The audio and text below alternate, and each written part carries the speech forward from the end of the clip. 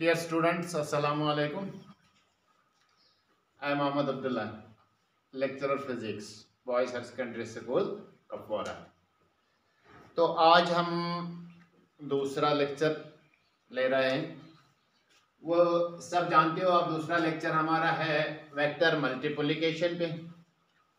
और vector multiplication में हमारा पहला केस था कि अगर हम वेक्टर को मल्टीप्लाई करेंगे नंबर से, उसके बाद अगर हम वेक्टर को मल्टीप्लाई करेंगे by a scalar, and when a vector is multiplied by a vector, ठीक है।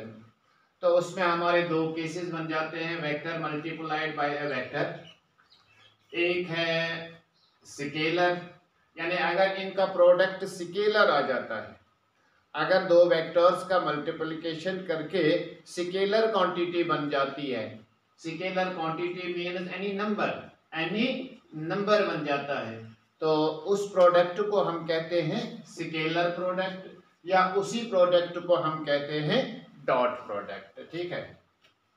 तो अगर हम वेक्टर को मल्टीप्लाई करेंगे वेक्टर से, तो प्रोडक्ट हमारा आता है वेक्टर प्रोडक्ट, तो वेक्टर क्वांटिटी आ जाती है, और उस प्रोडक्ट को हम कहते हैं वेक्टर प्रोडक्ट, या उस प्रोडक्ट को हम कहते हैं cross product.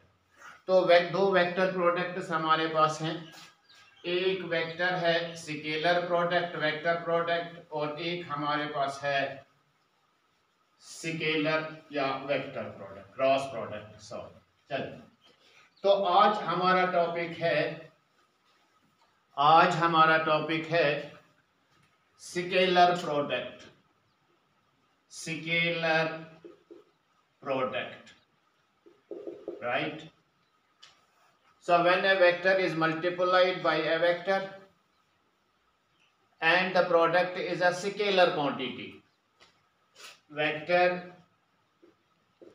multiplied by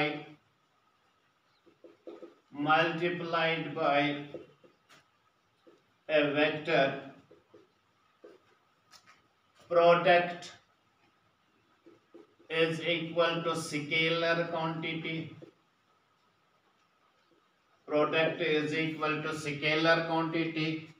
then it is called scalar product, right? तो चलो, स्केलर प्रोडक्ट किसके बराबर होता है? एक वेक्टर ऑफ ए लेंगे, एक वेक्टर ऑफ बी लेंगे, ये ए वेक्टर ऑफ का है, ये बी वेक्टर ऑफ का है, ठीक है। तो इन दो वेक्टर्स के दरमियान जो एंगल है वो भी हमें पता होना चाहिए।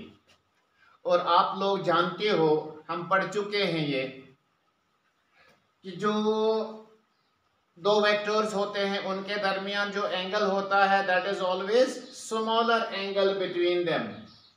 तो ये इनके दरमियान एक एंगल हुआ, ये इनके दरमियान दूसरा एंगल है, तो ये स्मॉलर एंगल है, इसी को लेते हैं angle between the two vectors. और जो आप पढ़ चुके हो, angle between the two vectors minimum कितना हो सकता है? मिनिमम एंगल कितना हो सकता है? बोलो, सबका जवाब यही होगा ना, ये 0 डिग्री के बराबर हो सकता है, ठीक है। तो अगर हम मैक्सिमम एंगल देख लेंगे, मैक्सिमम एंगल तो 180 के बराबर होगा। तो बाकी जो एंगल्स होंगे that will be between 0 degree and 180 degree. So ये रिफ्लेक्स एंगल नहीं लिया जाता है। The angle between the two vectors is always the angle between always the smaller angle between them, ठीक है। तो इन दो वेक्टर्स का हमें क्रॉस प्रोडक्ट लिखना है। तो इनका क्रॉस प्रोडक्ट क्या होता है? इनका क्रॉस प्रोडक्ट होता है dot product, A vector dot B vector, A vector dot B vector is equal to the product of the magnitude of two vectors। अगर इनका मैग्नीट्यूड लिखेंगे हम, तो a का मैग्नीट्यूड होगा a mod of a, b का magnitude होगा mod of b, और इनके दरमियान जो एंगल है उसका cos theta, that is cos of theta between the angles. तो डेफिनेशन मैं यहाँ पे नहीं लिखूंगा, आप खुद से लिख सकते हो इस डेफिनेशन को। Dot product of the two vectors is equal to product of magnitude of the two vectors and cosine of the smaller angle between them, or cosine of the angle between the two vectors। क्योंकि जो angle between the two vectors होता है that is always the smaller angle between the two vectors. तो आपका ए vector उसका magnitude, आपका B vector उसका magnitude, जो इनके दरमियान एंगल उसका cos थीटा, ठीक है। तो इसको हम कहते हैं dot product of the two vectors. तो अगर थोड़ा सा इसको मॉडिफाई करेंगे, ये मॉड नहीं लिख सकते हैं, सिंपल ए लिखना होगा, सिंपल बी लिखना होगा, और यहाँ पे आपका होगा cosine theta. So dot product of the two vectors will be AB cos theta. A is the magnitude of the A vector, B is the magnitude of the B vector, and this is the cos of theta between, that is angle between the two vectors, angle between the two vectors। Clear हुआ? तो इस product को हम कहते हैं scalar product या dot product. तो जो ये क्वांटिटी यहाँ पे आपकी होगी, it will always be a scalar quantity, scalar quantity, scalar quantity, ठीक है ना। या it will be any number order, number जिसका सिर्फ मैग्नीट्यूड ही होगा, कोई डायरेक्शन नहीं होगी। That is why this is known as scalar product, या इसको हम कहते हैं this is known as dot product. Clear? चलिए ठीक है। So this is the dot product between the two vectors. तो एक एग्जाम्पल हम यहाँ पे लेते हैं, एक एग्जाम्पल, सिंपल सी एग्जाम्पल, सो दैट आपको ये क्लियर हो जाए, ठीक है। एक वेक्टर ऑफ ए को लीजिए, ए इज इक्वल टू, तो मान लीजिए ये है 3 newton, right. A is equal to 3 newton. Clear? एक वेक्टर हमारा है newton, that means it is a force vector. क्या वेक्टर है ये? फोर्स वेक्टर है। तो ये वाला इसका मैग्नीट्यूड हुआ, क्या है ये? इसका मैग्नीट्यूड। इसी तरह से अगर हम बी वेक्टर को लेंगे, बी वेक्टर आपका 5 न्यूटन के बराबर है। किसके बराबर है? 5 न्यूटन के बराबर। और इन दो वेक्टर्स के दरमियान जो एंगल है दैट इज इक्वल टू, इधर 37 लेंगे, 37 डिग्री, जिसके बराबर है एंगल 37 डिग्री, राइट। तो आप इनका डॉट प्रोडक्ट बता दीजिए, इन दो वेक्टर्स का डॉट प्रोडक्ट आपको बताना होगा। आप जानते हो कि जब तक हम क्वेश्चन नहीं करेंगे तो हमारी फिजिक्स क्लियर नहीं होती है। तो हमने दो वेक्टर्स को लिया, एक वेक्टर आपका है शाबाश 3 न्यूटन, दूसरा वेक्टर आपका है 5 न्यूटन, ठीक है। तो ए इनके दरमियान जो एंगल है that is equal to 37 degree. What is 37 degree? चलिए ठीक है। तो हम लिखेंगे यहाँ पे A dot B is equal to, ये है A B cos of theta.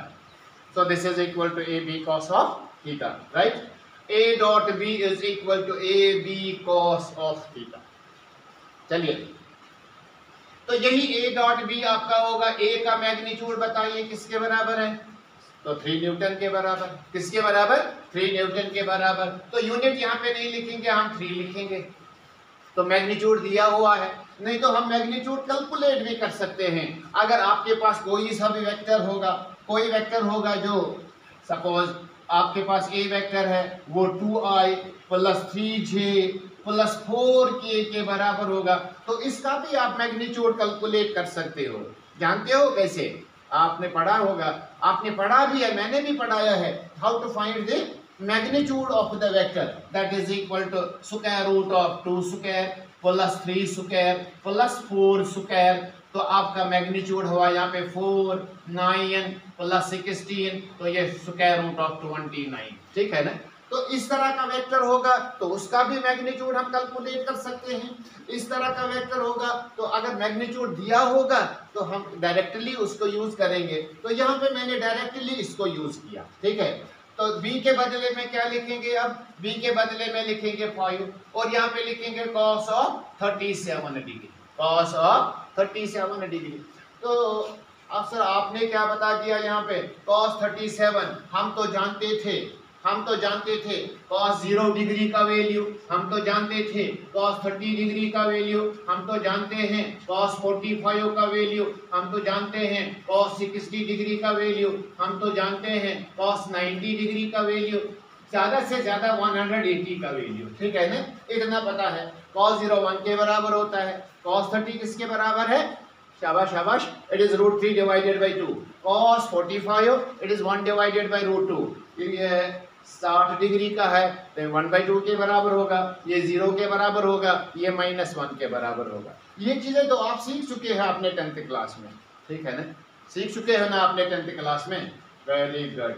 तो 10th तो आपने अच्छी तरह से पास किया है, चीटिंग करके तो नहीं किया है, no sir. So 3 multiplied by 5 multiplied by cos of 37। तो पाइथागोरियन ट्रिपलेट आप जानते होंगे, एक छोटी सी ट्रायंगल यहाँ पे बना देंगे हम, क्या बनाएंगे हम यहाँ पे, छोटी सी ट्रायंगल। चलिए, तो अगर ये मान लेंगे हम ये 3 के बराबर है, ये 4 के बराबर है, तब ये 5 के बराबर होगा। हाँ, ये 90 डिग्री एंगल है, ठीक है, तो ये राइट एंगुलर ट्रायंगल बन जाती है। जब ये राइट एंगुलर ट्रायंगल होगी तो 3 square plus 4 square square root of this that is equal to 5। Pythagoras है ना, पाइथागोरस की थ्योरम जो है ए बी और यहाँ पे सी लेंगे, ए बी सी, ये हाइपोटेन्यूज, ये बेस है और ये परपेंडिकुलर है, ठीक है। तो आप जान लीजिए कि अगर यहाँ पे 3/sin थीटा निकालेंगे तो 3/4 होगा, सॉरी 3/5 होगा, tan थीटा निकालेंगे तो 3/4 होगा, और अगर हम cos थीटा निकालेंगे तो वो 4/5 के बराबर होगा। तो आपको याद रखना होगा कि जो ये वाला एंगल इसके अपोजिट में तो आपका एंगल 37 डिग्री होगा और यहाँ पे 53 डिग्री होगा, ठीक है।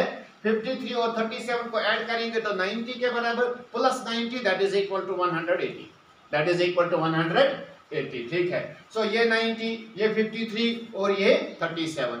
अब आप इसको कैसे याद रखोगे, कुछ लोगों के साथ मैंने ये शेयर किया है, चलो आज जनरल में फिर से शेयर कर लेते हैं कि जो छोटा साइड होगा तो एंगल भी यहाँ पे छोटा होगा, जो बड़ा साइड होगा तो एंगल भी यहाँ पे बड़ा होगा, ठीक है। तो अगर इसी ट्रायंगल को बना देंगे, मान लीजिए आपके क्वेश्चन में होता सर यहाँ पे 37 के बदले में 53, क्या होता 53, ठीक है ना। तो मैं क्या करता 53 यहाँ पे लिख लेता हूँ मैं आसानी से, ठीक है ना, 53 डिग्री ये वाला एंगल, तब ये वाला साइड 4 के बराबर होगा और ये वाला साइड 3 के बराबर होगा और ये वाला साइड 5 के बराबर होगा, ये एंगल आपका 37 होगा, ये एंगल 90 डिग्री होगा। तो अब ये ट्रायंगल आप याद रखोगे, बार बार इसको नहीं समझाया जाएगा, हम डायरेक्ट ये रिजल्ट यूज कर लेंगे, ठीक है ना, 37 होगा या 53 होगा, ठीक। चलो मैंने इस फैमिली में 2 एंगल्स और आपके ऐड कर दिए, आपका 37 डिग्री, आप जानते हो आप 37 डिग्री किसके बराबर है, साइन हो या कॉस हो। इसी तरह से 53 डिग्री, इसका भी वैल्यू आप जानते हो, ठीक। आगे चल के कुछ और होगा तो वो भी इंशाल्लाह ऐड कर लेंगे। So we can write here now it is 3 multiplied by 5 multiplied by cos of 37 degree, ठीक है, cos of 37, तो ये वाली ट्रायंगल हमें चाहिए, यहाँ पे भी कर सकते हैं, नो प्रॉब्लम। सो cos होगा बेस अपॉन हाइपोटेन्यूज, ठीक है ना, cos होगा base upon hypotenuse, base upon hypotenuse तो किसके बराबर होगा फिर, यह 4 डिवाइडेड बाई 5, 4 डिवाइडेड बाई 5। तो यहाँ पे आप देख लीजिए 5 और 5 कैंसिल हो जाएगा, 4 3 ये 12 बन जाता है। तो आप देख लीजिए ये a डॉट b है, a डॉट b आपका किसके बराबर है sir, it is 12, how much 12, ठीक है। तो जब ये 12 के बराबर होगा that means it is a scalar quantity and that is why this is known as and that is why this is known as scalar product or dot product, scalar product or dot product। चलिए आगे चलेंगे थोड़ा सा, चलो अगर note भी करना होगा, नोट वीडियो को पॉज कर लीजिए, थोड़ा सा इसको नोट भी कर लीजिए, ठीक है, नोट भी कर लीजिए, पॉज करके नोट कर लीजिए। ये इंपॉर्टेंट पॉइंट इसमें है, जो आपका पॉइंट है ये ट्रायंगल आपको याद रखनी होगी, तो ये दोनों एंगल्स आपको याद रखने होंगे, ठीक है। 53 के अपोजिट में 4 आता है और 37 के अपोजिट में 3 आता है, हाइपोटेन्यूज 5 के बराबर आता है, तो आपको दो एंगल्स और पता चलेंगे कि इनका वैल्यू किसके बराबर होता है। ठीक है, चलिए ठीक है। नाउ वी नो हमारा a डॉट b किसके बराबर है? a डॉट b हमारा है a b cos theta, right? So this is known as dot product of the two vectors. अब जो हमने एंगल यहाँ पे लिए, जो हमने यहाँ पे दो वेक्टर्स लिए, एक a वेक्टर है, एक b वेक्टर है, इनके दरमियान एंगल थीटा है। ठीक है, तो इसमें डिफरेंट केसेस आ जाते हैं, इसमें डिफरेंट केसेस आ जाते हैं। आप जान लो, अगर ये दोनों पैरेलल में होंगे तब ये थीटा किसके बराबर होगा? 0 के बराबर होगा। अगर ये मान लीजिए परपेंडिकुलर डायरेक्शन में होंगे तो थीटा 90 डिग्री के बराबर होगा। तो ये बिल्कुल क्या होंगे? Opposite to each other. एक वेक्टर इधर होगा, एक वेक्टर इधर होगा, तब ये इस तरह देख लीजिए, यहाँ पे तो एंगल 180 डिग्री के बराबर होगा। अगर ये दोनों परपेंडिकुलर होंगे, ठीक है, तो ये एंगल 90 डिग्री के बराबर है। ये ए वेक्टर आपका है, ये बी वेक्टर आपका है, ये ए वेक्टर आपका है, ये बी वेक्टर आपका है। तो इसी तरह से ये दोनों पैरेलल भी हो सकते हैं, पैरेलल भी हो सकते हैं। तो जब ए वेक्टर ये है, बी वेक्टर ये है, तो थीटा आपका किसके बराबर है? 0 डिग्री। यहाँ पे थीटा किसके बराबर? 90 डिग्री। यहाँ पे थीटा किसके बराबर? 180 डिग्री। ठीक है, तो 3 केसेस बन जाते हैं। जनरल किसी भी एंगल पे होगा तो ये वाली रिलेशन हम यूज कर लेंगे। कोई भी एंगल होगा एक्सेप्ट दिस 180 या 90 डिग्री या शाबाश theta is equal to 0 degree. ठीक है, बात समझ आ रही है ना? ये थीटा है, ये 0 डिग्री के बराबर। इसका डॉट प्रोडक्ट क्या होगा, या इनका डॉट प्रोडक्ट क्या होगा, इनका डॉट प्रोडक्ट क्या होगा, या इनका डॉट प्रोडक्ट क्या होगा। ठीक है, तो ये हम 3 केसेस यहाँ पे डिस्कस कर लेंगे। यहाँ पे पहला केस हमारा होगा if A vector is parallel to B vector. ठीक है, तब ये थीटा किसके बराबर होगा? 0 डिग्री के बराबर। किसके बराबर होगा? 0 डिग्री के बराबर। ठीक है, अगर ये 0 डिग्री हम यूज कर लेंगे तो आप देख लीजिए, ये है a dot b, a dot b is equal to A B cos of 0 degree. ठीक है, कॉस ऑफ 0 डिग्री आपका किसके बराबर होता है? 1 के बराबर होता है। किसके बराबर होता है? 1 के बराबर। So you will write here this is A B. तो हम यहाँ पे इस प्रोडक्ट को लिख लेते हैं, this is maximum, this is maximum. तो इस वक्त मैक्सिमम वैल्यू होगा इसका। ठीक है, तो आप खुद से लिख लीजिए। हाँ, लिख लीजिए। क्या लिखेंगे आप यहाँ पे? क्या लिखेंगे आप यहाँ पे? The dot product of the to parallel vectors, the dot product of the to parallel vectors, that is a maximum quantity. क्या क्वांटिटी है ये? मैक्सिमम क्वांटिटी है। बात समझ आ रही है ना? क्या क्वांटिटी है ये? Maximum quantity. ठीक है, इसी तरह से अगर हम सेकंड यहाँ पे लेंगे, अब मान लीजिए ए वेक्टर आपका एंटी पैरेलल है, anti parallel to B vector. Now A vector is anti parallel to B vector. ठीक है, जब एंटी पैरेलल ये होगा तब थीटा किसके बराबर में होगा? 180 डिग्री के बराबर। किसके बराबर होगा? 180 डिग्री के बराबर। तो यहाँ पे देख लीजिए आप, ये आपका a डॉट b है, ये a डॉट b आपका होगा a b cos of 180 degree. cos of 180 degree, cos of 180 degree जो आप देखेंगे वो -1 के बराबर होता है। तो इसलिए यहाँ पे यह होगा -ab, so a dot b is equal to -ab। Clear?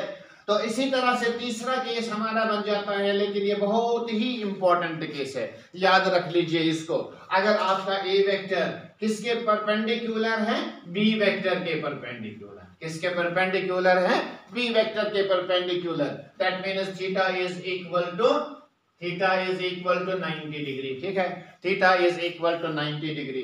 तो आप जानते हो a डॉट b किसके बराबर होता है? a डॉट b आपका होगा a b cos of theta. a b cos theta is equal to a b cos of 90 degree. cos 90 का वैल्यू किसके बराबर है? शाबाश, पता है? हाँ सर पता है। cos 90 किसके बराबर है? 0 के बराबर है। सो cos 90 0 होगा, that is equal to ab multiplied by 0, that is equal to 0, that is equal to 0। so remember this। हाँ डाल दीजिए, नोट कर लीजिए इसको। Dot product of the two perpendicular vectors is always 0। ठीक है। Dot product of two perpendicular vectors is always zero. ठीक है, तो इस तरह से भी ये बात कही जा सकती है कि अगर दो वेक्टर्स का डॉट प्रोडक्ट जीरो के बराबर है, अगर दो वेक्टर्स का डॉट प्रोडक्ट जीरो के बराबर है, तो उन दो वेक्टर्स के दरमियान एंगल कितना होगा? एंगल कितना होगा? 90 डिग्री होगा। So they will be perpendicular to each other. ठीक है, दो बातें मैंने बता दी। एक, दो परपेंडिकुलर वेक्टर्स हैं, डॉट प्रोडक्ट जीरो है। डॉट प्रोडक्ट जीरो है, दो वेक्टर्स एक दूसरे के परपेंडिकुलर होंगे, उनके दरमियान एंगल किसके बराबर होगा? शाबाश, 90 डिग्री के बराबर। चलिए ठीक है, नेक्स्ट। तो सर इतनी कहानी जो आपने बता दी, कोई फिजिकल क्वांटिटी ऐसी है जिसको हम डॉट प्रोडक्ट से रिप्रेजेंट कर सकते हैं, जिसको हम डॉट प्रोडक्ट से रिप्रेजेंट कर सकते हैं? ओ क्यों नहीं है? देख लीजिए, आप 9th क्लास में पढ़ चुके हो। एक क्वांटिटी हमारी है वर्क डन, वर्क डन, ठीक है, इज इक्वल टू, ये साइंटिफिक वर्क डन है, ये मेंटल एक्सर्शन नहीं है, ये फिजिकल एक्सर्शन नहीं है। साइंटिफिक वर्क डन का मतलब तो अलग ही होता है। When force is applied on a body and the body is displaced, force is applied on the body and the body is displaced in the direction of force, ठीक है ना, तब हम कहते हैं work is said to be done। और यही work done किसके बराबर होती है? It is force multiplied by distance या डिस्प्लेसमेंट, ज्यादा बेहतर डिस्प्लेसमेंट, डिस्प्लेसमेंट, डिस्प्लेसमेंट। ठीक है, तो आप वर्क डन को लिख लीजिए W, यहां पे लिखेंगे F और यहां पे डॉट S। ये डॉट प्रोडक्ट से हम रिप्रेजेंट क्यों कर लेते हैं? Because it is a scalar quantity, it is a scalar quantity. कल को आपको बोर्ड में पूछा जाएगा what are the examples of the scalar product of the vectors. तो ये दो वेक्टर्स हैं, उनका हमने स्केलर प्रोडक्ट किया, जो प्रोडक्ट में हमें क्वांटिटी मिली that is work done, that is work done. तो जब वर्क डन को देख लेंगे हम, it is a scalar quantity, ये वेक्टर क्वांटिटी नहीं होती है। ठीक है, एक क्वांटिटी ये है। दूसरी क्वांटिटी इसी तरह से हम लेंगे पावर, पता है? बिल्कुल सर पता है। क्या होता है? It is rate of doing work या work done divided by time taken, work done divided by time taken. जानते हो ना, पढ़ चुके हो अपने 9th क्लास में, पूरा याद करना है। ठीक है सर, हम 9th में कब स्कूल कहाँ गए हैं? ठीक है, फिर भी 9th तो आपने पास किया है, you are suppose to know. ठीक, so power is equal to work done divided by time taken. तो इसी को हम लिख सकते हैं कैसे? वर्क डन के बदले में क्या लिखोगे आप? वर्क डन के बदले में क्या लिखोगे आप? ये सर लिखेंगे हम F डॉट S, क्योंकि अब हम पढ़ चुके हैं it is F dot S, force multiplied by the displacement. लेकिन ये वाला मल्टीप्लिकेशन तो डॉट से होगा, डॉट से होगा डिवाइडेड बाय T, ठीक है ना। तो इसको अलग से लिखेंगे, it is F dot S upon T, ठीक है। Displacement divided by time, oh displacement divided by time, displacement divided by time क्या होता है? वेलोसिटी होती है। क्या होती है? वेलोसिटी। तो इसी तरह से हम लिखेंगे इसको F is equal, sorry, power is equal to, it is F dot V। किसके बराबर लिखेंगे इसको? F dot V। और ये क्या है? It is a scalar quantity.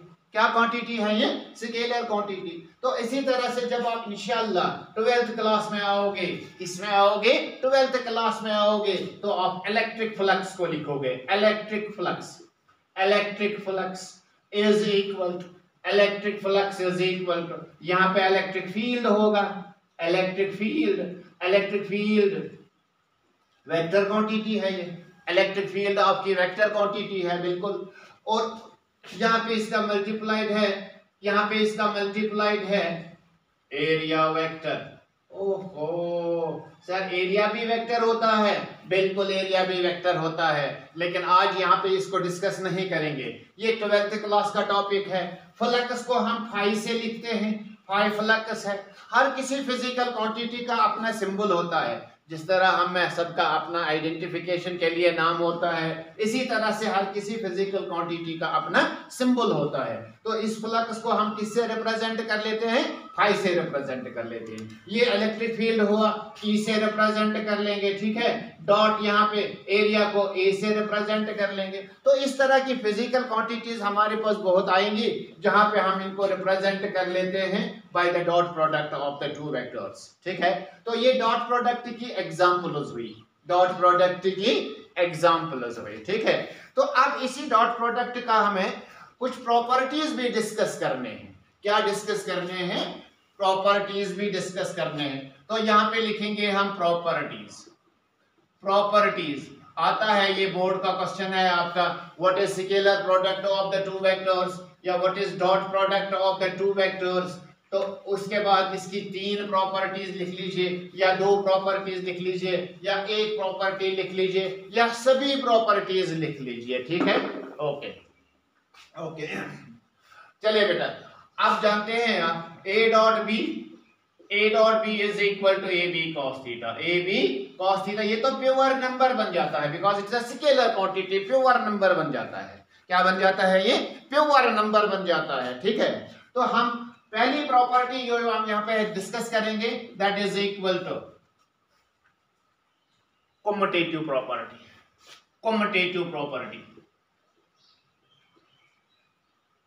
Commutative property, ठीक है।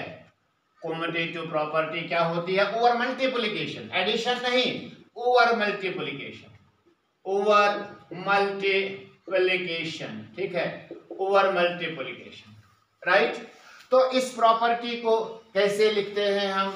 एडिशन का मैंने आपको बता दिया है, a plus b is equal to b plus a. जो वेक्टर आपका वेक्टर एडिशन है वो ओबे कर लेता है, कौन सी प्रॉपर्टी को ओबे कर लेता है?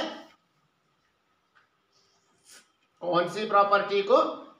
That is commutative property over addition, ठीक है। तो आज यहाँ पे मल्टीप्लिकेशन की कम्यूटेटिव प्रॉपर्टी चलो डिस्कस करेंगे, ठीक है। तो पहला पॉइंट आप ले लीजिए, A dot B. A dot B किसके बराबर होगा? ए बी कॉस थीटा के बराबर होगा। ए डॉट बी किसके बराबर होगा? ए बी कॉस थीटा के बराबर होगा। इसी तरह से हम लेंगे बी डॉट ए किसके बराबर होगा? ये सिंपल से B A cos of theta के बराबर होगा। B A cos of theta के बराबर होगा, ठीक है। A B cos theta, B A cos theta क्या एक दूसरे के बराबर है? अगर ये दोनों आपस में बराबर होंगे, अगर ये दोनों आपस में बराबर होंगे तब तो हम लिख सकते हैं A dot B is equal to B dot A. तो थोड़ा सा चेक कर लेते हैं सर, हम तो जानते हैं ए को लेंगे हम 2 के बराबर, बी को लेंगे हम 3 के बराबर, थीटा को लेंगे हम किसके बराबर? शाबाश, 60 डिग्री के बराबर। कुछ भी ले सकते हैं, जो एंगल्स हमें पता है 60 डिग्री के बराबर लेंगे, ठीक है। तो इनको चेक कीजिए, पहले a B cos 60 degree is equal a के बदले में 2, बी के बदले में 3, कॉस 60 के बदले में 1/2, तो ये बन जाता है 3, ठीक है। इसी तरह बी ए cos theta cos 60 degree, b के बदले में 3, ए के बदले में 2, यहाँ पे 1/2, तो ये भी आएगा आपका किसके बराबर? 3 के बराबर, ठीक है। तो दोनों आपस में बराबर है, आना भी चाहिए क्योंकि ये स्केलर क्वांटिटीज हैं। So we can write here a dot b is equal to b dot a। a dot b is equal to b dot a। तो प्रॉपर्टी को जब हम नोट कर लेंगे, हमारी प्रॉपर्टी बन जाती है dot product of the two vectors, dot product of the two vectors, dot product of the two vectors क्या है? Dot product of the two vectors obeys commutative law, obeys commutative law over multiplication, commutative law over multiplication। तो पहली property थी, second वाली property जो देख लेंगे, it obeys distributive property, distributive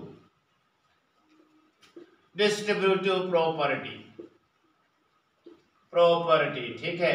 distributive that means अगर हम लिखेंगे यहाँ पे ए डॉट बी,